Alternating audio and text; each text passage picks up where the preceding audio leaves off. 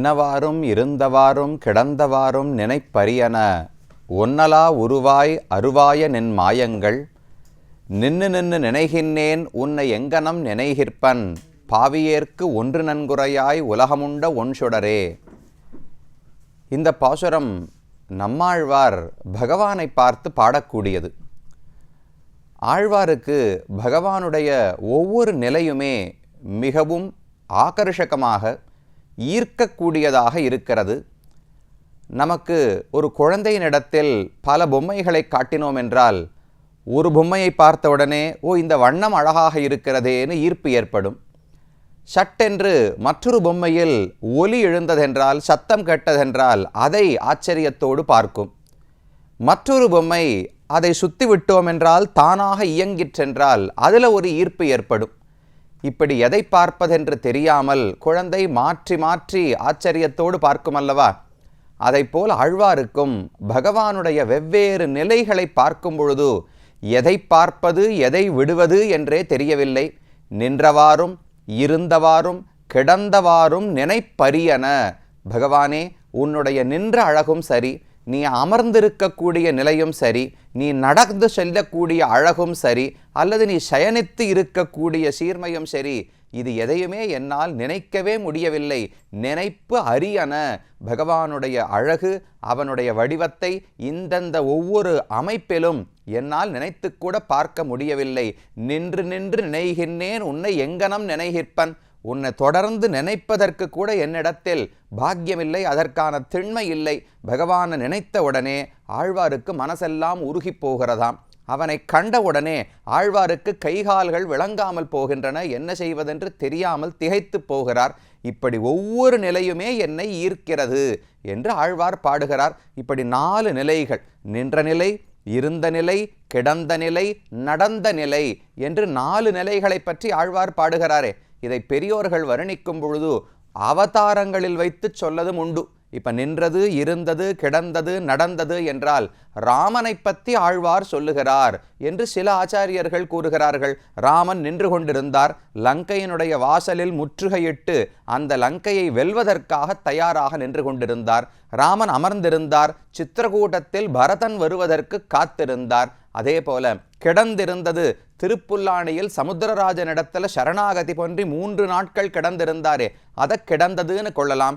ராமன் நடந்தது, அயோத்தியிலிருந்து கீழே லங்கை வரைக்கும் நடந்திருக்கிறார். அப்ப நின்றவாறும் இருந்தவாறும் கிடந்தவாறும் நடந்தவாறும் ராமனுடைய நிலைகள் என்றும் கொள்ளலாம். அல்லது சுவாமி ராமானுஷர் இந்த பாசுரத்துக்கு குறிப்பாக ஒரு அர்த்தம் தெரிவிப்பாராம். இங்கு ஆழ்வார் பாடுவது ராமனையோ மற்றவர்களையோ அல்ல, கண்ணனை பற்றி, அதுவும் தொட்டில் கண்ணனை பற்றி. சிறு குழந்தையாக கண்ணன் இருக்கும்போது தொட்டில்ல படுத்துட்டு இருப்பாராம், அதுதான் கிடந்தவாறு. அப்படியே அதை பிடிச்சுன்னு எழுந்து உட்காந்து பாராம். பெரியவர்கள் தாய்மார்கள் எல்லாம் இல்லை, தானா குழந்தை வளரும்போது பிடிச்சுன்னு உட்காருமோ இல்லையோ, உட்காந்து பாராம், அதுதான் இருந்தவாறு. தொட்டிலேயே பிடிச்சுட்டு எழுந்து நின்று பாராம், அது நின்றவாறு. அதுக்குள்ளேயே சின்னதாக 2 கால் தன்னுடைய திருவடிகளை மெதுவாக எடுத்து எடுத்து வைத்து வைத்து பழகுவாரோ இல்லையோ. அப்ப தொட்டிலுக்குள்ளே கண்ணனுடைய நிலைகளை எல்லாம் ஆழ்வார் அனுபவிக்கிறார் என்று சுவாமி ராமானுஷர் தெரிவிப்பாராம். இப்படியெல்லாம் பெரியோர்கள் அனுபவித்திருக்கிறார்கள். எதுக்கு இவ்வளவு சொல்றேன்? நின்றது, இருந்தது, கிடந்தது, நடந்தது, இதை பத்தி எதுக்கு இவ்வளவு பார்க்கிறோம்னால், தற்போது நாம் ஒரு திவ்யதேசத்தை அடைந்திருக்கிறோம். இந்த ஒரே திவ்யதேசத்தில் இந்த 4 நிலைகளையும் சேவித்துக் கொள்ளப் போகிறோம். பொதுவாக இந்த பாக்கியம் பல இடங்களிலும் கிடைக்காது. சில கோவில்களில் மட்டும்தான் ஒன்றுக்கு மேற்பட்ட பெருமாள்களையே சேவிக்கலாம். அதில் சிலவற்றில் மட்டும்தான் வெவ்வேறு கோலங்களில் வெவ்வேறு அமைப்புகளில் பகவானை சேவித்துக் கொள்ளலாம். இப்போ நின்ற பெருமாளை சேவிக்கணும்னால் புறப்பட்டு காஞ்சிபுரத்துக்கு போகணும். அமர்ந்த பெருமாளை சேவிக்க வேண்டும் என்றால் கூடல் அழகர் மதுரைக்குள்ள இருக்காரே அந்த பெருமாளை போய் சேவிக்க வேண்டும். இல்லை படுத்துட்டு இருக்கிற பெருமாள் ஸ்ரீரங்கத்துக்கு போகணும். ஸ்ரீரங்கம் எங்கே இருக்குது, மதுரை எங்கே இருக்குது, காஞ்சிபுரம் எங்கே இருக்குது, அப்படியெல்லாம் ஓட முடியாது சுவாமி. என்ன செய்வது? எல்லா நிலைகளையும் சேவிக்க வேண்டும், ஆனால் ஒரே இடத்துல சேவிக்க வேண்டும். எங்களால் கஷ்டமெல்லாம் பட முடியாது. எளிமையாக பகவான் ஒரே இடத்தில் 4 நிலைகளில் சேவை சாதிப்பாரா என்றால் அதற்கான திவ்யதேசங்களும் பல உண்டு. அதிலே ஒரு குறிப்பிட்ட திவ்யதேசத்தை தான் நாம் தற்போது அடைந்திருக்கிறோம். தொண்டை நாட்டுக்குள்ளே தொண்டை மண்டலத்தில் இருக்கக்கூடிய திவ்யதேசங்களை வரிசையாக பார்த்து வருகிறோம். அதில் 60வது திவ்யதேசமாக திருநீர்மலை என்கிற இந்த அழகான ஊரை வந்து அடைந்திருக்கிறோம். திவ்யதேசங்களுக்குள்ளே தனித்தனியாக பகவானை சேவிப்பது ஒரு அழகு. ஒரே திவ்யதேசத்தில் 4 நிலைகளிலும் பகவான் காட்சி அளிக்கிறார் என்பது இந்த ஊருக்கு இருக்கக்கூடிய சிறப்பு. அந்த பகவானை தரிசிக்க வேண்டும். ஆழ்வார் பிரார்த்தித்தபடிக்கு நீதான் வழி சொல்லணும்னு கேட்கிறார். உன்னை எங்கனம் நினைகிற்பன் பாவியேற்கு ஒன்று நன்குறையாய் உலகமுண்ட ஒன் சுடரே. பகவானே, உன்னை பார்த்த உடனே மனசெல்லாம் உடைந்து போகக்கூடாது, காலெல்லாம் அழிந்து போகாமல் திருடமா நின்று சேவிக்கும்படிக்கு எனக்கு நீ அருள வேண்டும், ஏதாவது வழி சொல்லு என்று ஆழ்வார் கேட்கிறார். நாமும் அந்த பிரார்த்தனையோடையே போவோம். ஏன்னா ஒரே இடத்தில் பகவான் நின்ற திருக்கோலத்திலும் நீர்வண்ண பெருமானாக காட்சி அளிக்கிறார், கிடந்த திருக்கோலத்தில் ரங்கநாதனாக காட்சி அளிக்கிறார், அமர்ந்த திருக்கோலத்தில் நரசிம்ம பெருமானாக காட்சி அளிக்கிறார், நடந்த திருக்கோலத்தில் திரிவிக்கிரமனாக காட்சி அளிக்கிறார். ஒரே ஊர், ஒரே திவ்யதேசத்துக்குள்ளே இந்த 4 வடிவங்களையும் சேவிக்கணும்னால் நமக்கு மனசில் இன்னும் கொஞ்சம் திடம் வேண்டும். சட்டுன்னு மனது உருகிவிடும் அல்லவா? பகவானை பார்த்த உடனே மனது உருக வேண்டும். உருகினால்தான் பக்தி வளருகிறதுன்னு அர்த்தம். ரொம்ப திண்மையோடு இருந்து சுவாமி 106 விதேசத்தையும் சொல்லி சேவிச்சிருக்கேன், அதில் எல்லாரும் எந்த பெருமாள் எந்த பக்கம் நின்றுருப்பாரா, உட்கார்ந்துருப்பாரா, படுத்துருப்பாரா, எல்லாத்தையும் சொல்ல தெரியும், அத்துப்படியாக தெரியும்னால் நம்ம என்ன இங்கே குவிஸ் கான்டெஸ்டாக நடத்த போகிறோம்? இதில் ஒன்றும் காம்படிஷன் கிடையாது. எல்லாத்தையும் சேவிச்சிட்டோமா, இல்லை அந்தந்த பெருமாள் நின்றுருப்பாரா உட்கார்ந்துருப்பாரான்னு தெரியுமா என்பது எதுக்கு தெரிஞ்சுக்கிறோம்னால் அந்த பெருமானை நினைவு கூறுவதற்காக வேண்டும். நினைவு கூர்ந்த பிறகு அவருடைய குணங்கள், அவருடைய அழகு, அவருடைய லீலைகள் இதில் மனசு ஆழங்கால் பட்டு உருக வேண்டும். அந்த உருக்கம் ஏற்பட்டால் தானே நமக்கு பெருமை. அந்த உருக்கத்தை கொடுக்க வேண்டும்னு பகவானிடத்தில் பிரார்த்திக்கணும். ஆழ்வார் பிரார்த்திக்கும் போது எனக்கு இயற்கையாகவே மனசு உருகி போகிறது, உருகாமல் இருந்து உன்னை சேவிப்பதற்கு வரம் கொடுன்னு ஆழ்வார் கேட்கிறார். நாம் என்ன ஆழ்வாரா? நமக்கு பகவானை சேவித்தாலும் எந்த உருக்கமும் ஏற்படுவதில்லை. அப்போ உருக்கத்தை கொடு என்று பகவானிடத்திலே பிரார்த்தித்துக் கொள்வோம். அதற்கு சரியான இடத்துக்கு தான் வந்திருக்கோம். இந்த ஊருக்கே திருநீர்மலை என்று பெயர், பெருமானுக்கு நீர்வண்ண பெருமாள் என்று பெயர். அப்போ அவரே நீராத்தானே இருக்கார், மலையே நீரால் சூழப்பட்டது, அவரே நீர் வடிவலே இருக்கிறார். அப்ப அவர்தான் நம்மையும் உருகுவதற்கான வரத்தை கொடுக்க வேண்டும். பிரார்த்தித்து கொண்டு இந்த திருத்தலத்தை பற்றி பார்ப்போம். ஒரே கோவிலில் 4 வடிவங்களில் இருக்கிறார். எங்க இருக்கிறதுன்னு பார்த்தால் பல்லாவரம்னு கேள்விப்படுறோம் இல்லையோ, பல்லாவரம் தாண்டி போகும்போது வலதுபுறத்தில் திரும்பி சென்றோம் என்றால் இந்த திருநீர்மலை என்கிற அழகான திருத்தலம் இருக்கிறது. இது மிக தொன்மையானது. பிரம்மாண்ட புராணத்திலேயே இந்த திருத்தலத்தை பற்றி காண்டவ வனம் என்றும் தோயாத்ரி என்றும் குறிப்பிட்டு இதனுடைய மகிமைகள் எல்லாம் சொல்லப்பட்டுள்ளன. காண்டவ வனம், இந்த பேரை நீங்கள் மகாபாரதத்திலும் கேட்டிருப்பீர்கள். காண்டவம்னு ஒரு காடு இருந்தது, அந்த காட்டை எரித்தார்கள். அர்ஜுனன், கண்ணன் எல்லாரும் போய் அந்த காட்டை எரித்தார்கள் என்று மகாபாரதத்தில் கேள்விப்படுறோம். அதை போல இது தெற்கே இருக்கக்கூடிய ஒரு காண்டவ வனம். அந்த வனத்துக்கு நடுவிலே, காட்டுக்கு நடுவில் தோயாத்ரி, தோயம் அப்படின்னா சம்ஸ்கிருதத்திலே தோயம் என்கிற சொல்லுக்கு தண்ணீர் என்று பொருள். தோய அத்ரி, அத்ரினா மலை. அப்ப தோயாத்ரி என்கிற சொல் தான் தமிழிலே நீர்மலை, திருநீர்மலை என்று வழங்கப்படுகிறது. எதனால நீர்மலை என்று பெயர் என்றால் பகவானே இங்கு நீர்வண்ண பெருமாள். அவரும் தண்ணீரை போலத்தான் இருக்கார், குளிர்ந்து இருக்கிறார், அனைவருக்கும் சுலபனாக எளிமையாக கிடைக்கும்படி இருக்கிறார். அப்ப பகவானே தண்ணீர் வடிவத்தை போன்றவர். அவர் இருக்கிற மறையானபடியால் நீர்மலை என்று கொள்ளலாம்.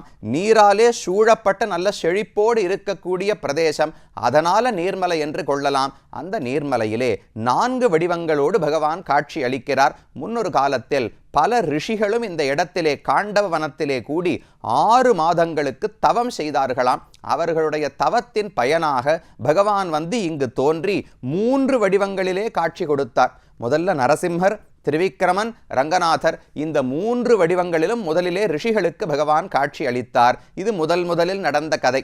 அதற்கு பிறகு வால்மீகி பகவான் இருக்கிறாரே, ஸ்ரீ ராமாயணத்தை இயற்றின வால்மீகி பகவான், அவர் ஒரு முறை இந்த தலத்தை தரிசிக்க வந்தாராம். வந்தபோது மலைக்கு மேலே ஏறி நரசிம்மர், திரிவிக்கிரமன், ரங்கநாத பெருமான் மூவரையும் சேவித்து கொண்டார்.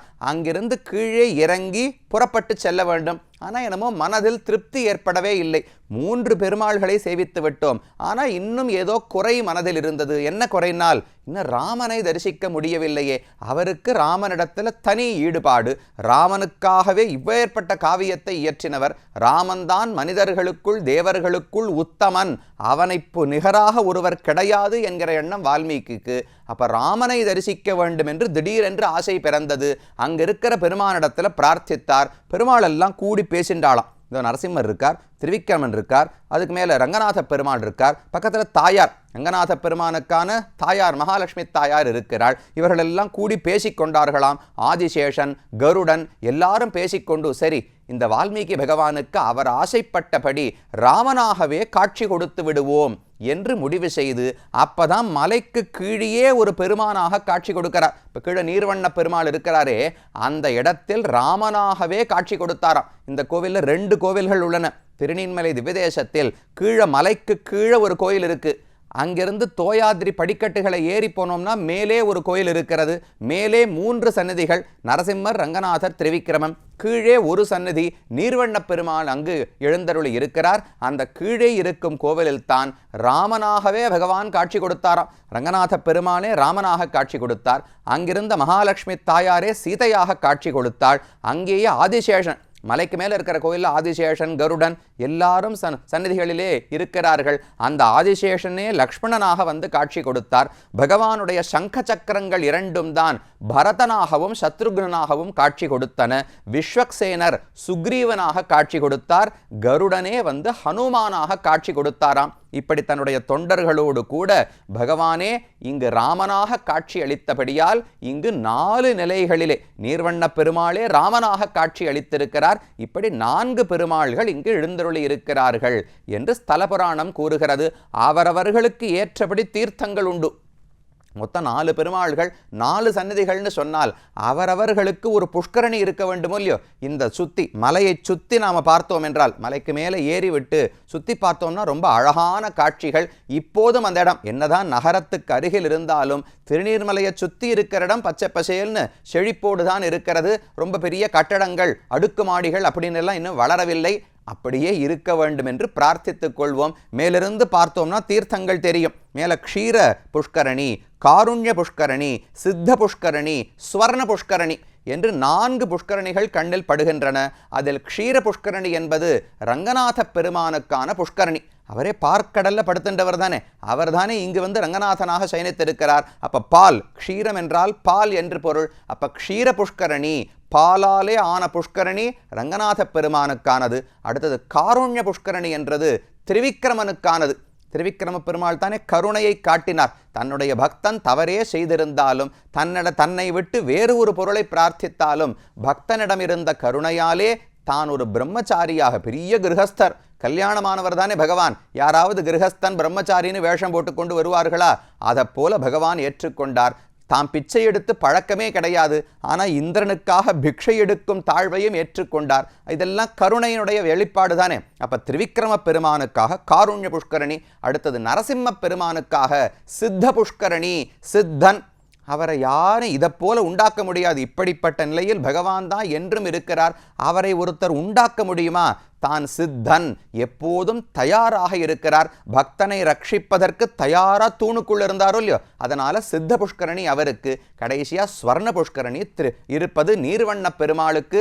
அவரை சேவித்தாலே ஸ்வர்ணமயமான கவச்சம், ரொம்ப அழகான தங்க ஆபரணங்களோடு காட்சி அளிக்கிறார். அவருக்கு ஸ்வர்ண புஷ்கரணி என்று மலையிலிருந்து பார்த்தாலே சுத்தி 4 புஷ்கரணிகள் காட்சி அளிக்கின்றன.